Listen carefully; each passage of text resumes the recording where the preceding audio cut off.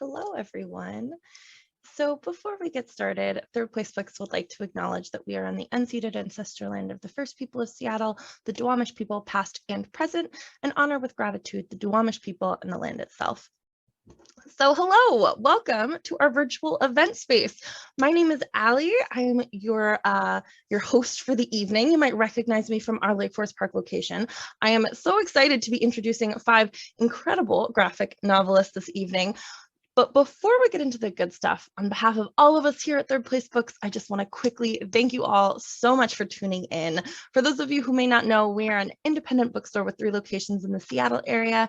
And as much as we miss having these events in our bookstores, it has been such a delight to expand this online program to connect readers and authors in a virtual space. So thank you all so much for tuning in. And of course, for buying books. Your support is what makes all of this possible. So if you haven't gotten your hands on a copy of any of the books that come up this evening and you would like to, I will be linking to those books in the chat. For those of you in the Seattle area, come on in, grab a copy off the shelf, or you can come in, place an order online and come pick them up in the store. Or if you're not local or not leaving the house, we of course ship. So go ahead and follow those links in chat over to our website.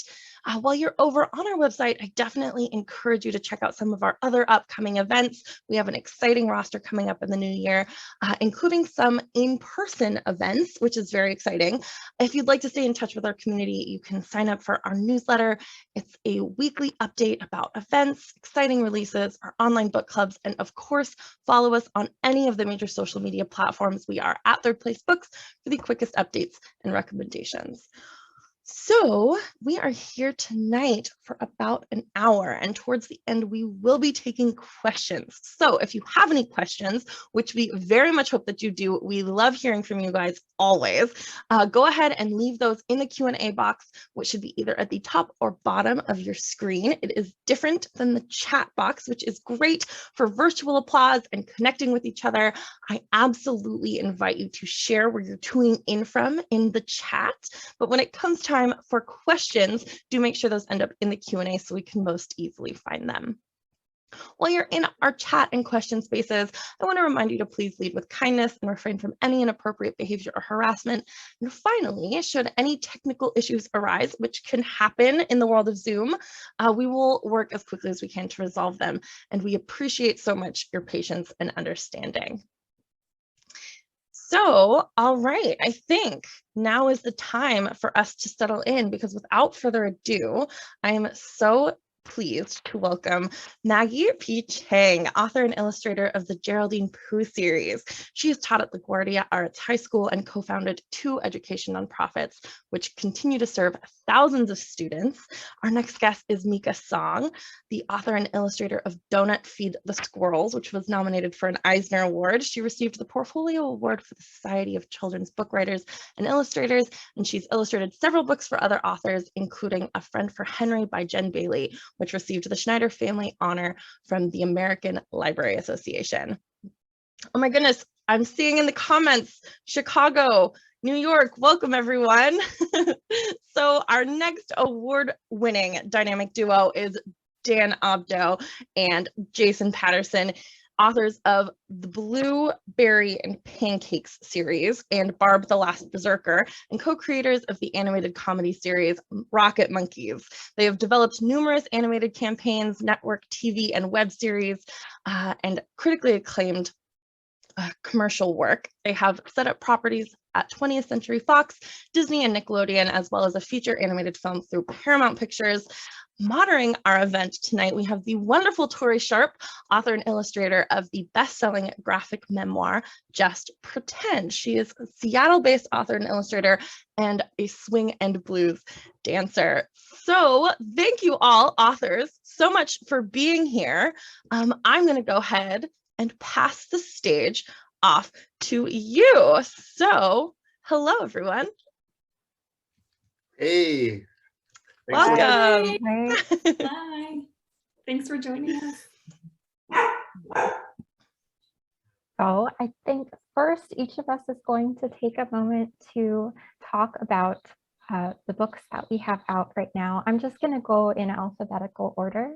Maggie, would you start and tell us about your books? Yes, I absolutely can. I actually have a dog who's barking in the background. I thought you were going to go in alphabetical order and go to Dan. Oh, because gosh. he's Abdo. Yep. Do you mind Yeah, if that would be first. Yeah. Okay, absolutely. just because I know Dan my would go dog is first. going to interrupt me. Dan, I pass it to you. I have a dog too, but I think he's gonna be quiet. I'm Dan Abdo, and I'm part of the Dan and Jason team. And our books that we're working on right now we have a series called Blueberry and Pancakes, which is an early reader graphic novel series. The first one came out last year in March, and then the second one, Escape from Bologna, came out in June, and the third one, Danger on Mount Chaco, just came out this past January. So these have been super fun. We've been having lots of fun with these guys. And then we also have a middle grade graphic novel, Barb the Last Berzerker. And so this just came out this past fall in October. And this is like a bigger, kind of more elaborate fantasy adventure about this girl who wants to be a warrior in this world. Like berserkers are like these noble warriors who protect people from monsters. And it's about her crazy journey. Jason, was there anything else you'd want to add about those books? You forgot to mention the Yeti. There's a Yeti in it. There's like a giant hairy Yeti.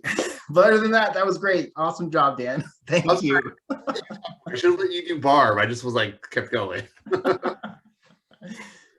Okay, now Maggie, would you like to? Thank you. Yes, I know my husband is reprimanding him in the background. Okay, so I am the author and illustrator of the Geraldine Foo Series, and this is the first book in the series that came out last year, and this one just came out last week. We have Geraldine Pu and her lunchbox too, and Geraldine Pu and her cat hat too. So there is a Taiwanese American girl as our protagonist, and she has fun belonging in each book, and the belonging has thought bubbles, of course, and it is an early reader graphic series that Simon & Schuster, an imprint, Simon Spotlight, just came out with last year, and it is a level 3. So for kids who are starting to read on their own, this is great for them, but also I would say that kids who enjoy picture books and enjoy being read to, this is great for them too. And I have to say, adults, grandmas, grandpas, all generations love this series so far, so that's really fun to hear. And the girl is inspired by me and my childhood escapades, and she gets into some messy situations, but I would say it's a mix of cultural and racial identity exploration. She has big feelings and just like life lessons that we all need to know. So I love that I'm able to have universal themes, but also champion the minority voice. So that's Geraldine. Wonderful. Okay, I will go next. My debut graphic memoir, Just Pretend, came out last May. It's for ages 8 to 12. It's about my life when I was in middle school and how my parents had gotten divorced, and I was going through some moves and everything was changing, and I used storytelling, both reading and writing, to process all of the big changes that were going on around me. Mika, can we hear about your books?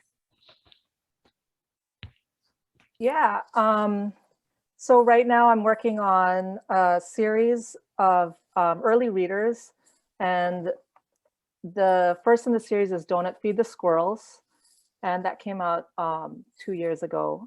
And it's about Norma and Belly, two squirrels that are that really want a donut from the donut truck. And so Norma is the leader, and she's the brains, and then Belly is the heart and kind of the guts.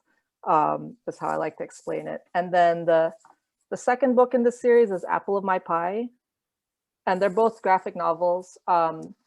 They're chapter books, but they're very not many words. So I've had like smart 5- and 6-year-olds come up to me and say, I read the book. I read the whole book by myself. So with some pride. So I think it's a perfect kind of first reader, as well as like the Geraldine Pu series, and yeah. And and in August we have a third book coming out called Pizza My Heart. which is also going to have Norma and Belly. Wonderful. So we're going to move into the discussion now. I wanted to start off with a bit of an easy question. So I want to know, do you remember the moment that you decided that you wanted to be a graphic novelist? And have you known about your love for comics forever, or was it something that you discovered as an adult?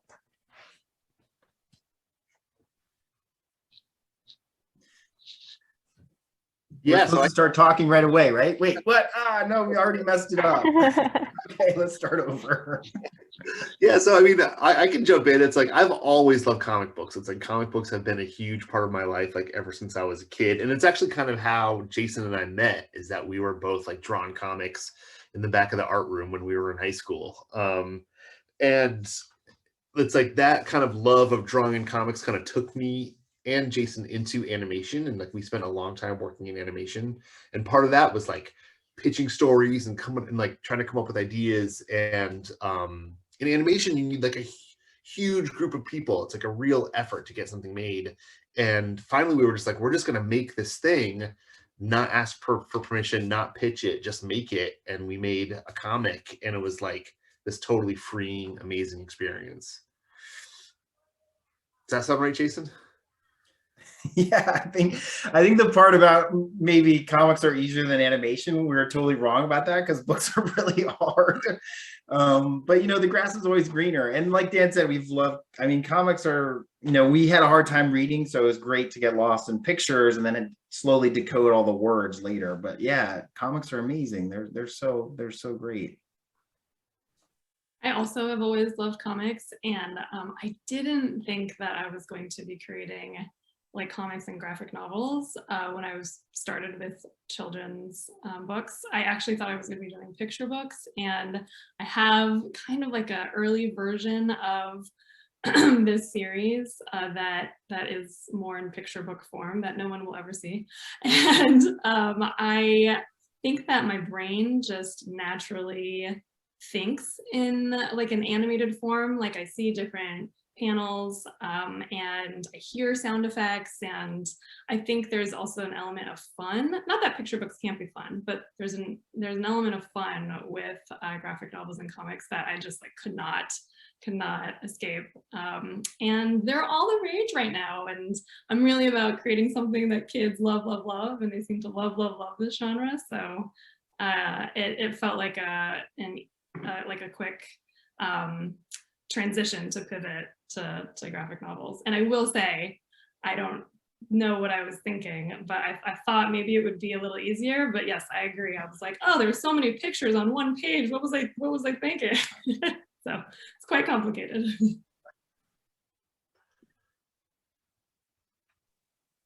Yeah, I would say that I also, like Dan, Jason, and Maggie, loved to read comics growing up, but and I was working on my own mini comics for a while before I started in children's books. But the moment that I realized like something clicked in my head that I really wanted to make a graphic novel was I was working at my library in Chinatown at the time, and I was sitting in the children's section because I would research like children's books and try to think of a new manuscript. And I kept seeing little kids, like little boys, run up to the librarian with like a stack this high of pink books, and it was Baby Mouse. And I was like, what is this Baby Mouse? Why are boys reading this book with a pink bow on her head? And like, it didn't make sense to me. And so I started reading. I was like, this is wild that like they're reading this like it's candy. They love it so much. So I was like, I want to be part of that. Like I want to try doing that too. Wonderful. I'm glad that we touched on collaboration and animation and that first question, because I actually am really curious to ask about collaboration. Comics are really accessible in that, you know, once you have that moment where you decide that you want to make a graphic novel, you can pick up a pen and paper and really just start making comics on your own. And that's something unique from other areas of the art industry. But when you decide to publish a comic, there's something innately collaborative about working with editors and you know, art collaborators and anybody else at the publishing house to bring the book into the world. So I wanted to ask, how has collaboration helped you to tell better stories? I'm gonna let someone else speak first this time because I feel like I keep jumping in. Maggie, do you have something? Okay, yeah, I know. Yeah. I nodded very excitedly, right? I would be nowhere without my editors. I see one of them here, Beth, and it's actually a very special team because I have 2 editors. So there's a lot of different perspectives, which is wonderful. And gosh, people would be so amazed. Those of you in the audience, if you could see how many notes, because there's different rounds, right? You have your round of the manuscript first, and there's so many different comments that you ping pong back and forth. And then with the sketches, there are notes from editors, and every note is, for me anyway, is like a conversation. There's back and forth. And I don't know, Beth, how many do you think for like one book? Do you think we have like 1,000 comments total? Yes, okay, she says 1,000. And it's really neat. Actually, the other day I stumbled upon a draft. Everyone probably has had this experience where you look at something that you worked on a while back and it's an early version of it, and maybe you cringe a little bit and you're like, ooh, at the time I really thought that was a good idea. And so it's neat to see how it's a journey, and really you're creating something that each collaborator wouldn't have been able to do on their own. So that's neat, and you have to like trust and give in to that, and beautiful things happen because of it.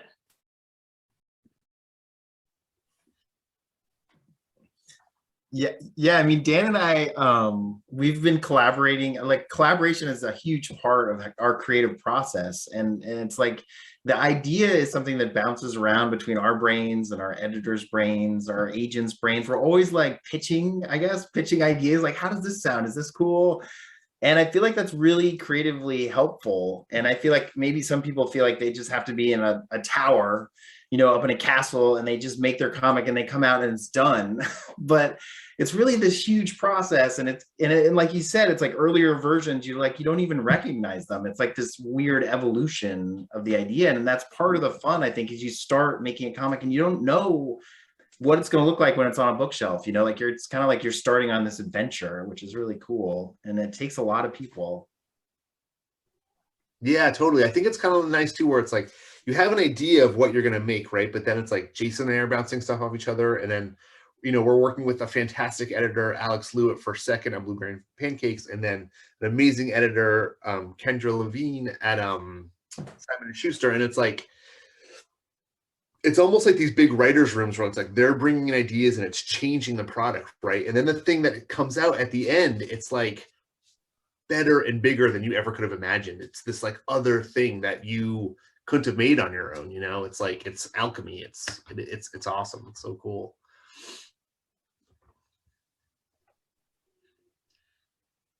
So Dan and Jason, we actually have the same agent.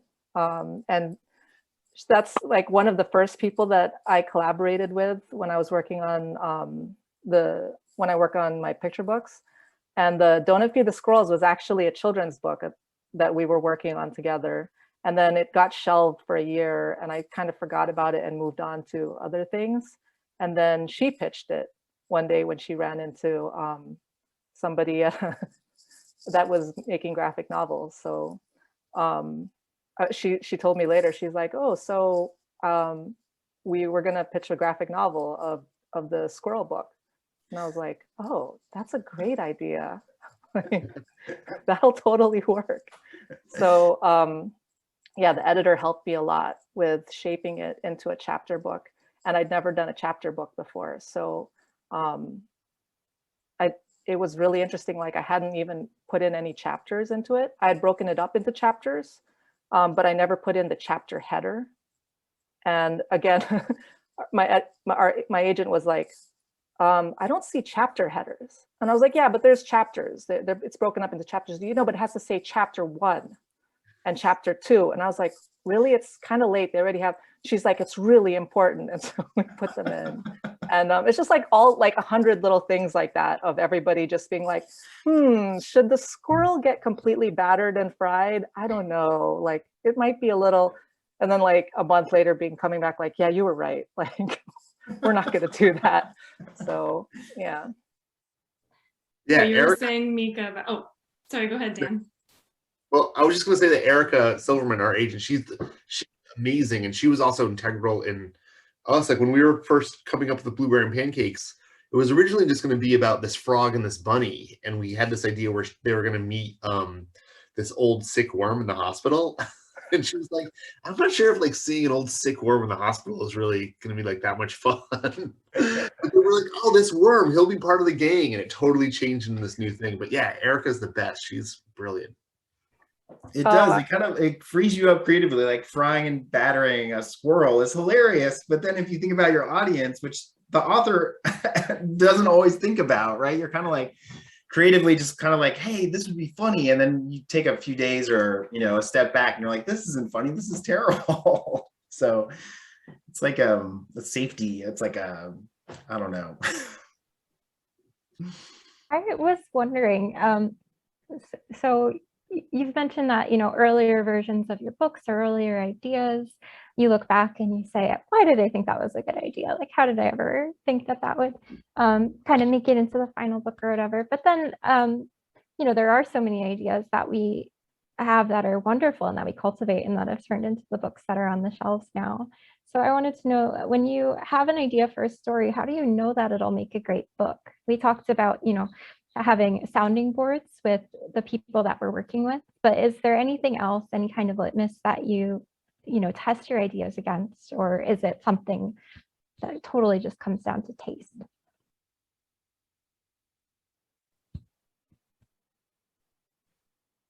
I'm going to start talking. So That's what we're supposed to do. We're supposed to be talking.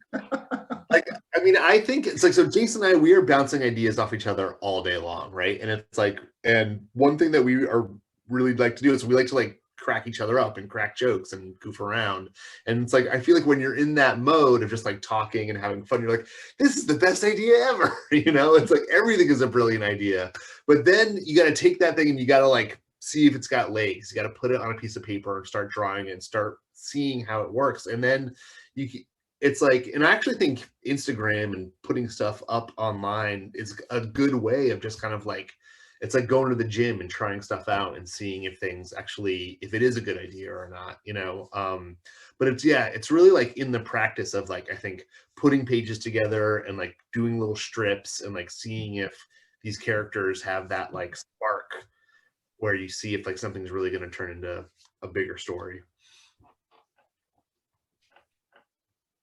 That's so nice, Dan and Jason, that you guys have each other. Mika, I don't know if you have a person who's like very accessible to you. I mean, I know I could do it with my editors and my agent, but my person is my husband, I think, because he's here. And I will throw all sorts of ideas at him, and he's very honest and I love him for it. And he will say like, it's kind of boring, or actually, and we'll get excited. And he's Taiwanese also, and so if it like conjures up a memory for us and we can talk about different themes together, then I know it has legs, because my stories come from childhood memories, but there's also other things going on too. Like I mentioned, I want it to be something that champions the minority voice, but also has universal themes. And then another really key element for me is the like belonging. So if there is some kind of belonging that can symbolize, like, so the first book is about food, and so her lunchbox is the belonging that kind of plays her sidekick and her subconscious. But then from there, it also needs to make sense visually, like the lunchbox, they all have a face. So the object needs to be like big enough that I can draw eyes and readers can like understand the emotions of of the belongings. And so there's like a couple of different elements that have to all fit together. And then I like Dan and Jason do, I will do a dummy or just do some sketches. And I have to say, it's such a long process to do a graphic novel that if I'm not like super jazzed about it and like can't go to bed at night because I'm thinking about it, then I'm like, okay, well, this probably will not make it. Yeah. Well, it's like something you said earlier too, Maggie, was like it should be fun, right? Like comics, there's like this inherent like fun in it, and I feel like the idea needs to like somehow be fun, and I feel like that sustains you through those long, like it is such a long process that you need that kind of like energy that the idea should constantly be kind of like generating. If it's an idea that just kind of isn't fun, I feel like something's wrong. Like comics should be fun to make. That's funny. So I'm working on the third book, and I got this really kind email from my editors who were like, after they read the first draft, they were like, it's kind of missing that, they were so kind. They were trying to say, I think, that it needed a little bit more fun. And I had kind of forgotten, right, that like, yes, that's what this is all about, and this is what the kids are gonna love. So I went back and it's full of fun now and way better. So, yeah. Yeah, I'm not sure if I don't know if you would consider the Geraldine books comedy, but they're definitely humorous. They made me laugh quite a bit while I was reading, and all of your books include humorous elements or are comedies. It's so funny to talk about how to be funny. I really was kind of wanting to ask something like that, but I know just from hearing so many interviews with people that it's often indescribable. But I thought about, I'm really curious about something kind of parallel to that, which is why do we make stories funny? Or like for you, what purpose does humor serve in the creation of your book? So it sounds like it helps you to be able to make the stories, but when you're also thinking about readers, like why do we even make stories funny in the first place? Mika, if you have anything that you'd like to say about it first, I feel like we haven't heard from you in a while, but no pressure. Yeah, I think just off the top of my head, I feel that it's how I kind of want to make the character lovable. So I think I just intuitively use humor. And I feel like if you can laugh at the character, then you must already like them a little bit. And I think that's just the way I go about it.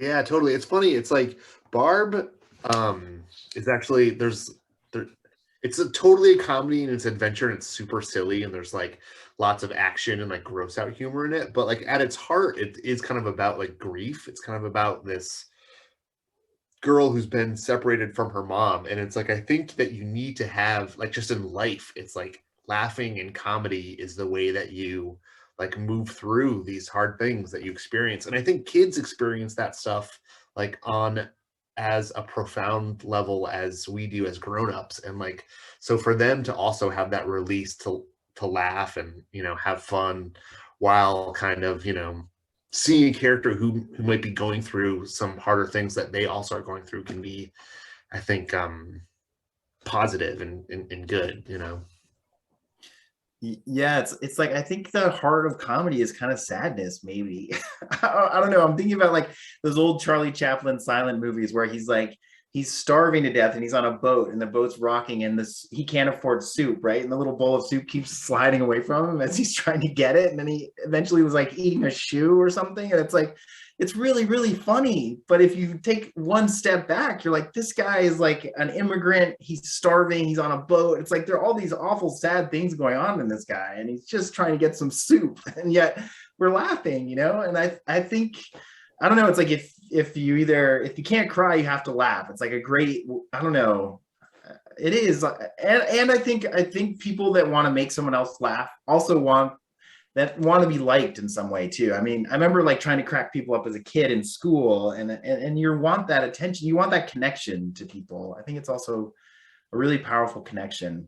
It's understanding, right? If you're like, oh, like you make a joke or something like that and someone else laughs, they're saying like, I get it. Like, I get you. It's this immediate, like, it's this bond between people.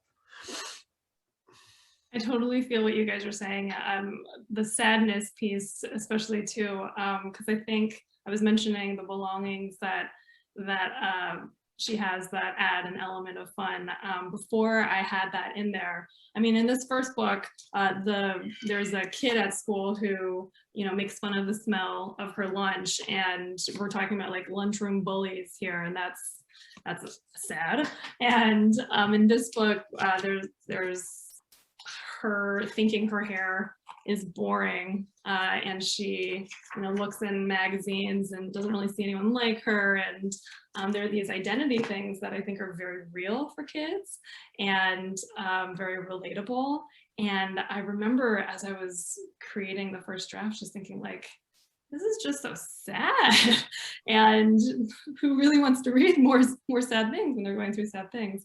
And I think that it just like takes the edge off a little bit and creates a little bit of a safety. You were using the word safety, but it's saying like it's safe to talk about these things and it's safe to think about these things. And when there's just that little bit of distance and buffer that the humor provides, it feels more approachable. And also, part of the humor in these books is that it just gets really messy. Like she has literal messes and people around her have literal messes, and there's like every book has a really big dramatic moment where it like climaxes to like the absolute mess. And I think that there's an element of drama, I think, in graphic novels too, that can like kind of go hand in hand with the humor that like our sad dramatic lives. If we could all just take a step back and realize that just like these books, there can be some sort of conclusion, then we'll all be okay. That was beautiful. And with that, I think that it's time to move on to some live drawings from each of our artists. If you need something to talk about while you are drawing, I would personally love to hear what your favorite thing about your own art is. Sometimes my friends and I, especially my artist friends, will sit each other down and make us say nice things about ourselves and our art. And I think it is just really lovely to hear other people like reflect on what their strengths are. But you're also welcome to just like talk about your projects more and all of that. So let's go in alphabetical order again, in the correct order this time. Dan, would you like to start? Yeah, sure. I'll share my screen. And it's funny, so can you guys see that? Yes. So Jason and I, we actually both draw and write everything together. So I'm just happy to be drawing today, but like we both, it's a total collaboration where it's like Jason will thumbnail stuff out and then send it to me and I'll change it and add stuff and vice versa. And it's like we're both totally in the whole process of it. But I'll draw, I thought I might draw a bear. Oh, well, you know, I'll draw Barb. I'll draw Barb because we're talking about Barb today. And Jason, if you want to chat while I'm drawing, that works too. Yeah, totally. Yeah, Barb was one of these fun characters that kind of just, she came out almost fully formed. Like when Dan and I are always like you said, drawing in our sketchbooks or doodling anywhere. And I feel like one of the things with Barb that really felt right away was her big squiggle of curly hair. Because part of the thing about Barb is she's like a little bit, she's got all this energy and she's got all this passion and heart. And it feels like you're always trying to find things in your character designs that kind of reflect you know, what's inside the character. And so that, I don't know, it's like that scribble felt like a real like kind of punk rock kind of like fun primal scream of a design. And that's kind of true of Barb's character. Like one of the fun things about her is she always, like, if she sees something is not right or is not fair, she always says something. She doesn't just kind of keep quiet and live with the status quo. She's like very moral and believes that you always have to stand up no matter how big the bullies are. And so it's like a really kind of inspiring, fun character to get to write for and draw. And yeah, I love her big squiggly hair. There's also some Wonder Woman in her too, which is like, I remember as a kid watching the Wonder Woman show it was like the early 80s or something, but she was so cool and so powerful. I was like, God, Wonder Woman is awesome. I wanted her to like save me, you know, like when bullies were messing with me. I always thought like she was this, you know, she was neck and neck with Superman and Spider-Man, and she could totally swing down and save you no matter what happened. So there's definitely some Wonder Woman in Barb too. And then He-Man too. We were big fans of He-Man as a kid. Those are both animation references, but I feel like you know, there's something really sweet and kind of goofy and silly about He-Man that I feel like kind of people forget, like that was kind of part of He-Man's DNA. So there's definitely some silliness in Barb. Like there's a little, she's like, she likes to crack jokes. Like her idea of a joke is kind of like a dad joke. So she kind of, she doesn't, she's like, when she's trying to be funny, she's not that funny, but then she can just be funny when she's not trying to be funny. So I don't know, there's kind of like some meta humor in there where it's like, if you don't try, you're more endearing and fun. Sometimes I think that's how drawing feels too. And we are, you know, zooming through these sketches. So actually, we need to move on to Maggie. Or yes, Maggie, you're sharing your screen too as well, right? I am. Oh, darn. I could watch you do that all day. I don't know if you saw my face, but I was like, the whole time. That was really such a treat. Okay, so fun. Well, you get to hear me draw and talk. It's funny. I can't do anything creative and talk at the same time, so this is going to be fun. I'm going to share my screen. Okay, so I am going to draw Biandang, and I will start with just a quick sketch. So Biandang, his basic shape is this like rectangle. And it's funny because when you're drawing, you can kind of just come up with the details. But if I were to like actually manufacture Biandang, which I don't know, maybe one day that would be fun. I don't actually know like what material he's made out of, but I do know he has this like piping on the edge here. So I think he's made out of fabric. Okay, draw him at an angle. It's funny. Can I And, a second? oh yeah, of course, go for it. You keep drawing, but like we have this character Barry in Blueberry and Pancakes, and he's like essentially a rectangle with eyes on it. And I'm always like, what would this guy be if he was a toy? Like it kind of like I'm like nervous about it. I'm like, we totally didn't think of this. Like if this guy was right. we're in big trouble. But anyway, sorry. I know. No, it's okay. That's the beauty of art, right? So so he has these handles, and could someone throw out an emotion? Like what do you want this lunchbox to be feeling? Is he happy? Is he angry? Is he shocked? Is he? I like shocked. Okay, so shocked. So he has these two handles, and there are these buttons that keep the handles in place, and his buttons are his eyes. You can make them real big. And he has these stitches that keep the handles in place. And those are his eyebrows. I think eyebrows are so important. I wouldn't say mistake, but I gave Geraldine these really killer bangs, but they're long and messy, and sometimes they get in the way of her eyebrows. And I'm like, oh, what was I doing? What was I doing when I was designing her? The stitches. And then he has this zipper mouth. And so if he's shocked, then I would just make his zipper open. That's great. Zipper teeth. And the pull. And then he is decorated with stickers all over. And it's funny, I think my favorite, okay, so Tori, to answer your question, my favorite part of this process with my art is the coloring. So I know we don't have time, so I'm not going to go do the line art, but with the coloring, what I do is I have these, I don't know if you can see here, these washes that I do by hand that are watercolor, and I scan them in digitally, and then I will, part of it is because I want this kind of messy look, and so I'll just like quickly try to create like a mask using the lasso tool, and I just kind of clean it up from there, so it's like part collage-y look, part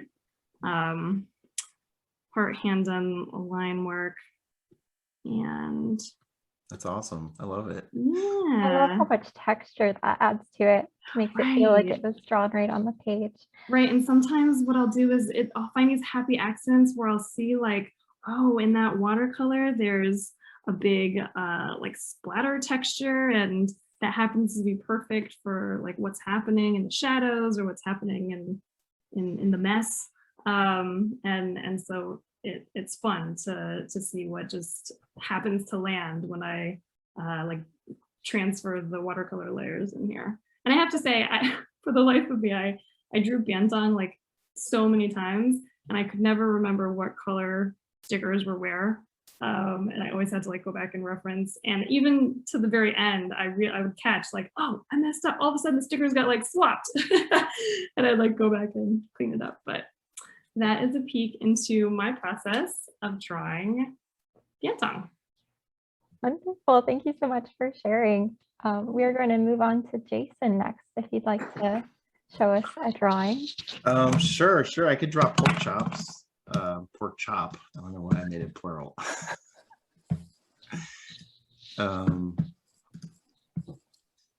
Yeah, it's let's see. Jason, do you want me to blabber while you draw? Sure, yeah. I mean, I can talk about what I love about Jason's drawing, because like that's one thing that's like kind of is super fun for me, is like I'm actually a huge fan of Jason's writing and artwork. So it's like, and Jason, I don't know, it's funny because I actually think there's a connection between like what Jason brings to the drawing and the writing. It's like I feel like I'm a little bit more like uptight. I'm kind of Barry and Jason's kind of pancakes, I think. But like I'm a little bit more uptight in structure, and I'm like, I want it to be like, oh, this is how it's supposed to be, or this is what a story is supposed to be, and this is what, you know, whatever a Yeti is supposed to look like. But I feel like Jason just has this like really fun, alive, like almost like improvisational quality to both his drawing and his writing, where he'll just like bring stuff to it that is just like it just seems effortless, and it's like it's awesome. I love it. It's so fun. So it's like it's kind of nice that like, I mean, one thing, it's like I totally trust Jason too. So it's like if we're stuck on something, like I'll be like, I've taken this as far as I can take it. I can give it to Jason, and like he's gonna bring it, you know, to that next part, like to that next level. And it's like it's really, it makes the whole thing so much easier and so much more fun. This is turning into a really good pork chop. This is awesome. No, I don't know why he's sitting down. I guess he'll be holding a sandwich. He's really into sandwiches. Yeah. But yeah, no, it's so nice. It's Dan's being really sweet. But yeah, no, it is. I feel like sometimes it's like one of us is playing the melody and one of us is playing the bass, and it's like sometimes I'll be writing something and I'll be like, I think it's funny, but I don't really know what it means. And Dan will be like, oh no, this is what it means. This is what the characters are feeling. And it's like, it totally makes everything come into focus. And I was like, oh, I totally did not see that. Thank God Dan saw it. I don't feel like it's a lot of it is a conversation, or we're kind of like, you know, there's an idea that we know that we have, or there's something that we're trying to get across, and we'll be like talking about it back and forth and sending stuff back and forth, and it's this conversation. And then kind of like what we were talking about earlier, it's like the editors come in and like, you know, get other people's opinions, and it ends up being this thing that's like bigger than all of us, you know. It's kind of nice in that way, like you're kind of giving up ownership of it, which feels good too. It's like not precious, it's about the idea, you know. It's not about like your vision. Yeah, and it is kind of like making a graphic novel. You are kind of having a conversation ultimately with the audience, right? Who picks it up, and you're not there, just your drawings and your words are there. And it is kind of like, I feel like people will read the story and they'll see things in it that we didn't even intend to be in there, or there'll be these, you know, and you kind of realize the story kind of at some point like leaves your hands and kind of becomes something else, right? It kind of takes on a life of its own, hopefully.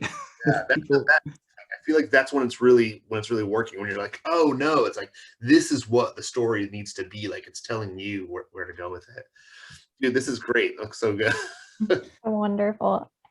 We are gonna move on to Mika. So that Yeah. start as well, but this is gorgeous. Okay, so I think I'm gonna draw Norma. Norma the squirrel. She doesn't look like a squirrel, but and I use traditional medium, so paper and watercolor. And I made her pointy because she's the leader. So that's her head. It's a triangle. It's like an arrow that points in the direction of where the action's gonna go. And the thing I like about drawing her is she's messy, she's scraggly and hairy. So I love dry brush texture. So it has a lot of room for like fur and mistakes and all this stuff. It's very like fun to draw. And she has like a scraggly tail because she's been through a lot of adventures. So I just put like 3 little hairs for her tail.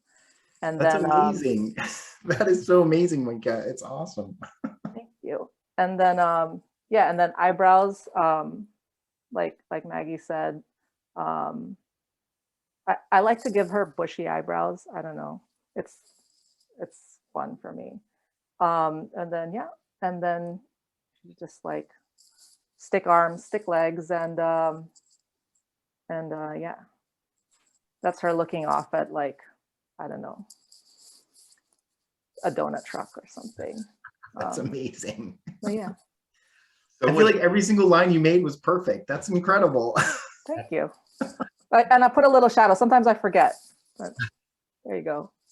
Mika, do you tend to work at a really large scale compared to the final book size? Or when you're doing the actual art for the book, is it a I lot work smaller?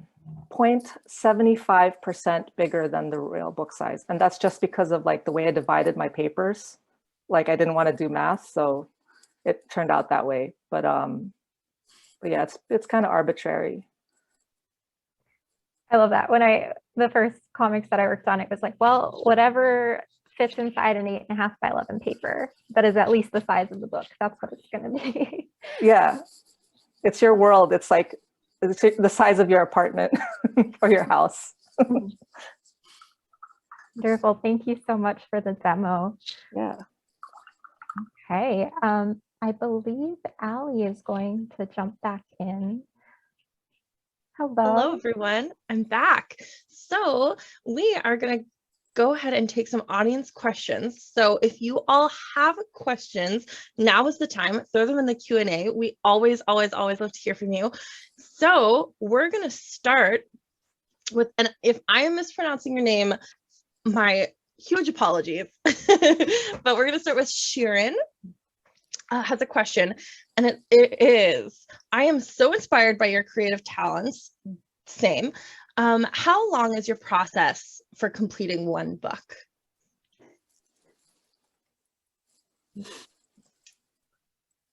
I'm going to pass it to Dan. Go for it. Sure. Yeah.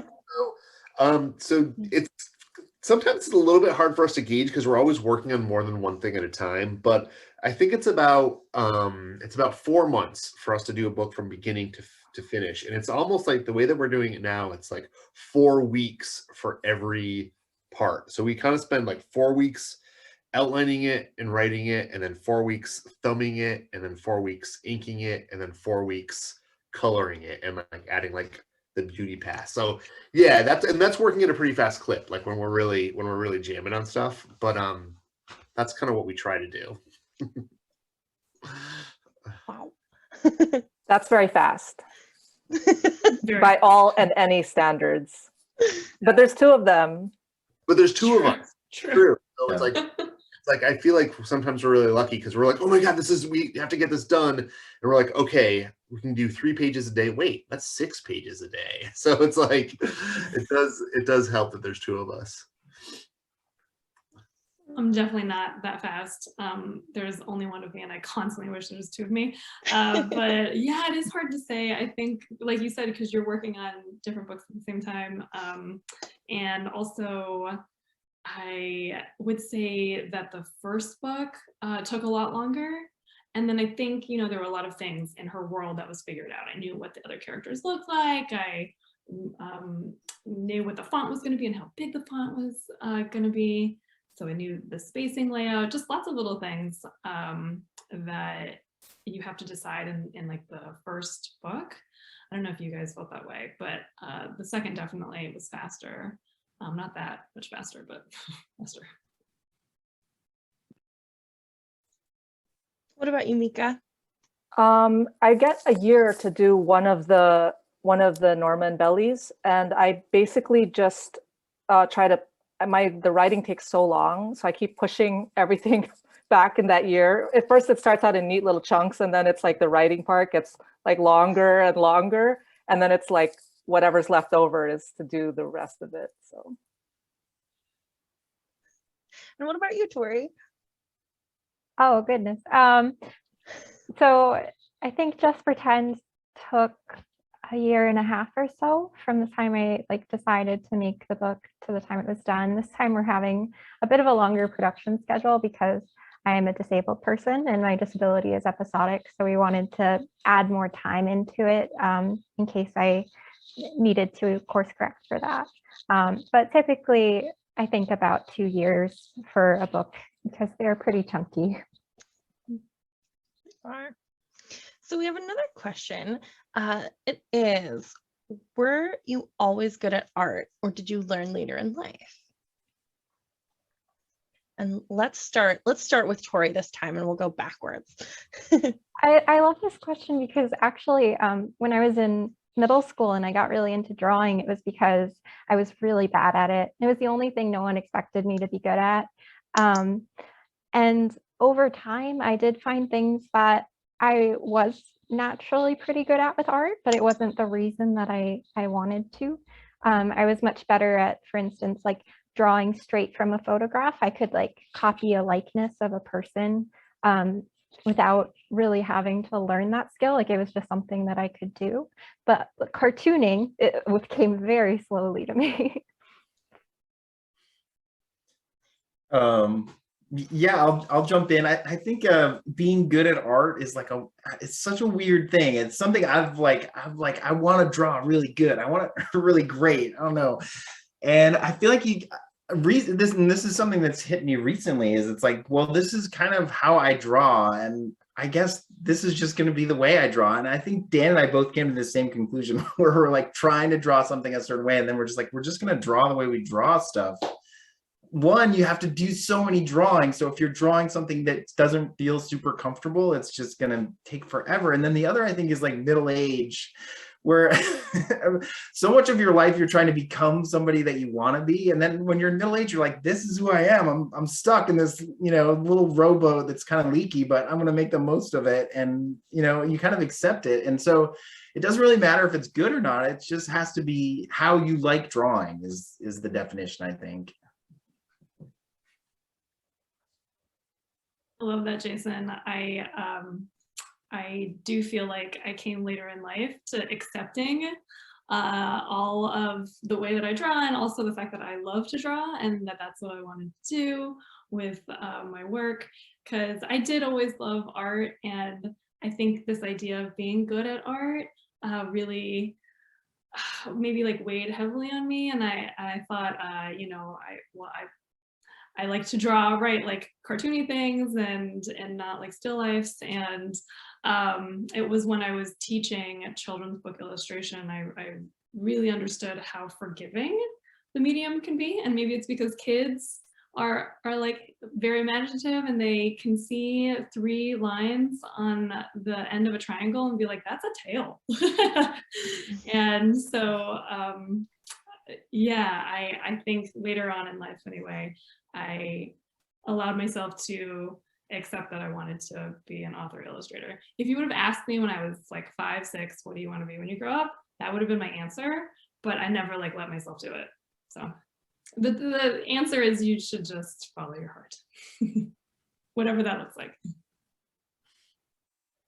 Yeah, I totally agree with what Jason and Maggie said too, that it really is like you have it's really great when you get to a place where you're like, this is the way I draw and I love it. And you have to really, you have to like be confident. It's like the only place you can really be confident if you can't do it on paper, like where else are you going to be able to be confident in yourself? So I like to like try to also model that for kids when you're like going to visit schools and stuff. Is just like, this is the way it looks. Like, I love it, you know, and you should love your drawings too if you can. Like, and I think it also helps when you're like dealing with other people like in the industry, just to have that confidence, whether it's like real or not, has to start from somewhere, right?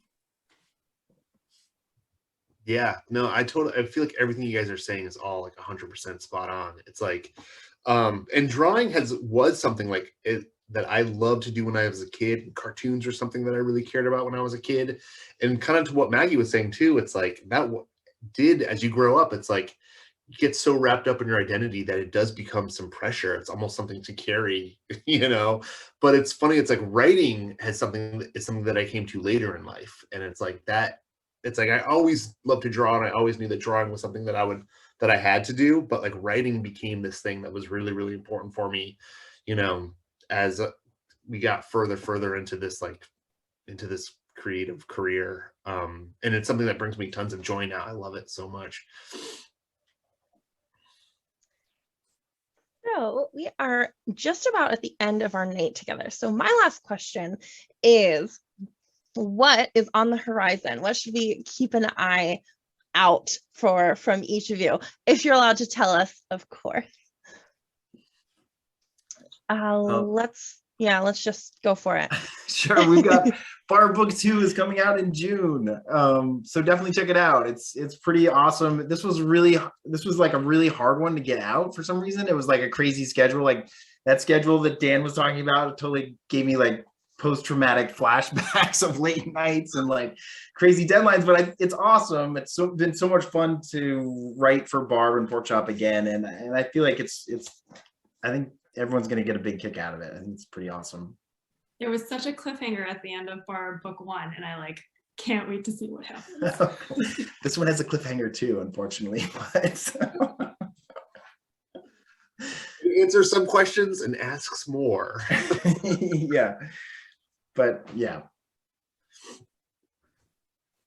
Okay, so we have book 1 and 2 just came out, like I said, and there is a third book in the series actually, and I think I might be able to, so I'll tell you what the title is, Geraldine Pu and Her Lucky Pencil 2, and it's like this oversized pencil with a giant pencil topper because we talked about small belongings and having a face.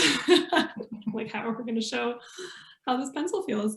And I have to say, the story has a theme of family stories, and I really love this one. I think it is particularly going to resonate with people who have immigrant stories in their family, and the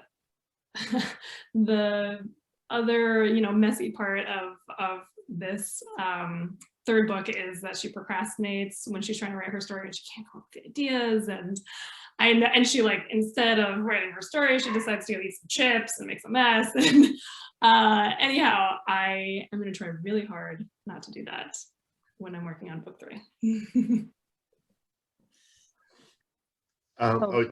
You go, Mika. Oh yeah, no, I just wanted to say, Maggie, I love how like real the books are. The Geraldine Pu books, I was reading it to my daughter, and it's like we're literally going through that in school today. So it's like it's like for me to write that, I'd be like, oh, this is too real. But I appreciate that someone's Which doing it. Which part are you going through at school? Just the just like bringing certain foods to school is still an issue, believe it or not, in Queens, like the most diverse. It's just a kid thing almost. Totally.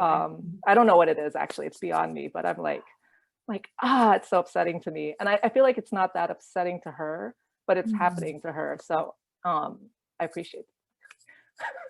But yeah.